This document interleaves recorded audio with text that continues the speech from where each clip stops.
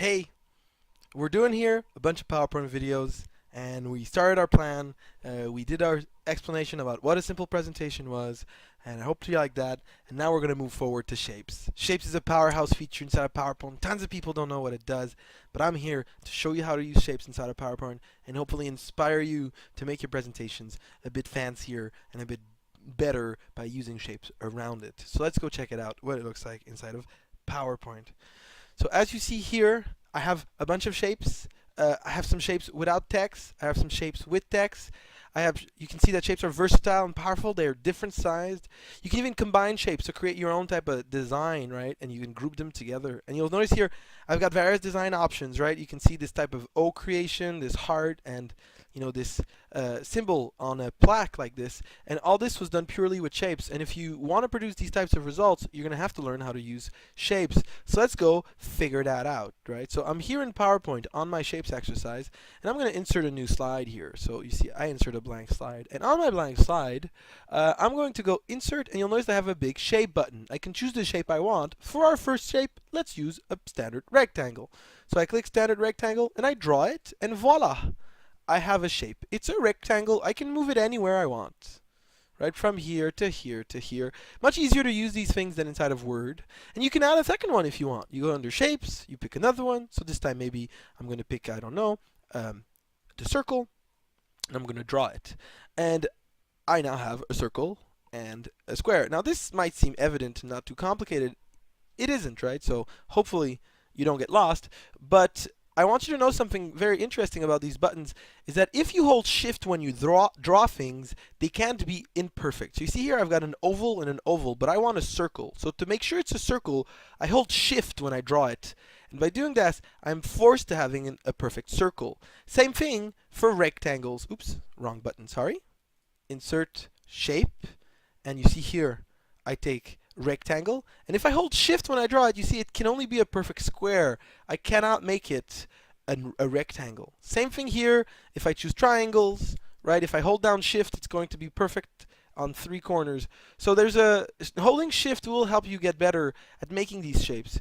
Note that shapes can be put together to make, a fancy shape of your choice. You can change their colors by going on format and choosing maybe a new format option, and then you get like 2 colors. You could edit it greatly. There's tons of options for design. You can even group them together, as I said, by selecting both and right-clicking and hitting group. And this will create like one shape that you can move together, not 2, making your design a bit more consistent. You can also just type in stuff. You just start typing, right? You just start typing. You click on typing, and you should be able to input text in a shape. I love this, really. I love that I can just take a shape, input text in it, and make it look like I want to make it look, just by going under Insert and choosing a shape and making the best out of it. You'll notice that I've got fancy shapes over there, but ultimately it's just me combining some of these, right? Like I've got a round here, but you see I could go and make like this cute looking shape by taking a star, right? You see how I'm going to go pick up the star. Or the cloud, not bad. Is this the cloud? Yeah. So I've got the cloud. I'm pretty happy about it. Maybe I make it, I don't know, white or something like that. And then I'm going to put some eyes on my cloud, right? So I'm going to take some circles, and I'm going to draw a circle, and I'm going to draw another circle. Or I'm going to duplicate the circle, maybe copy and paste, right? Some of you might know, Control C, Control V. So I've got 2 eyes here, and maybe I'm looking for a smile. How am I going to make a smile? If I'm not wrong, I could just use this moon here, and then rotate it, and I could do a better job. But look at that, right? I put a smile on that cloud, and I can take all of them by holding shift and selecting all of them and right clicking and going group, and now it's one big smiley cloud that I can move around. Really great. And this is what shapes do. You can use them to produce any type of thing you're interested in, making you a very powerful PowerPoint user. So if I can move on to this slide here, where I want to talk about some important notes for shapes, you'll notice that shapes is a powerhouse feature. With shapes, you can produce any presentation need you have. It will just require a lot of work. That means that you're always going to have to adjust things yourself, and it's going to take tons of time for you to make all that happen. But really, shapes are great for many things, and using them layered, combined, or even hyperlinked can create an amazing experience. And I hope you do, and stay for the hyperlinks part of this class where I'm going to show it to you, right, what you can do. But beware.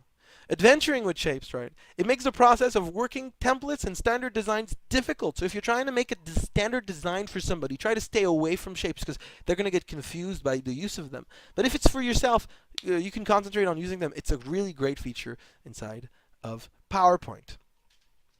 So I'm hoping that you liked this part about shapes. I'm going to check it off of my list here because it's done. But really, it's a great feature inside of Excel, and I hope you like inside of PowerPoint, not Excel.